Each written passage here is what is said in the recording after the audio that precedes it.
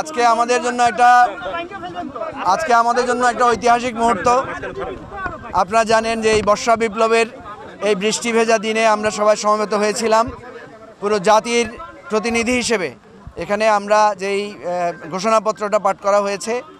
আমরা বলতে পারেন যে আমাদের কিছুটা মিশ্র প্রতিক্রিয়া আছে, কারণ আমরা চেয়েছিলাম যে এই ঘোষণাপত্রটার চূড়ান্ত লগ্নে আমাদের যে অঙ্গীকার প্রতিজ্ঞা সেটা আরও একটু সুদৃঢ়ভাবে এটা প্রতিভাত হবে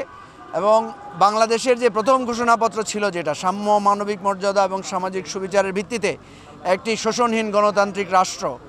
যেটা আমরা অর্জন করতে পারি নাই, সেই জায়গাটায় এসে আমরা একটা দৃঢ় ঘোষণা চেয়েছিলাম। সেখানে হয়তো কিছুটা আমাদের চাওয়ার ঘাটতি থাকতে পারে, কিন্তু সর্বোপরি আমরা মনে করি যে আমরা সম্মিলিতভাবে সবার উপস্থিতিতে যে আমরা একটা ঘোষণাপত্র শেষ পর্যন্ত তৈরি করতে পেরেছি, বলতে পেরেছি, এবং এই অঙ্গীকারটা যদি আমরা বাস্তবায়ন করতে পারি তাহলে ইনশাআল্লাহ আমাদের শহীদদের রক্ত, আমাদের এত অপরিসীম মানুষের ত্যাগ এবং তিতিক্ষার মধ্য দিয়ে যে অর্জন, সেটা সাফল্যমণ্ডিত হবে। আমরা আহ্বান করব দেশবাসীকে যে এই ঘোষণাপত্রটা একটু লম্বা, যদিও সবাই আপনারা এটা পাঠ করবেন, এটা পড়বেন এবং এটা যাতে আমাদের হৃদয়ে ধারণ করে আমরা আগামী দিনের বাংলাদেশের স্বপ্নটা রচনা করতে পারি, সেটার জন্য আমরা সবার সাহায্য চাই, সহযোগিতা চাই।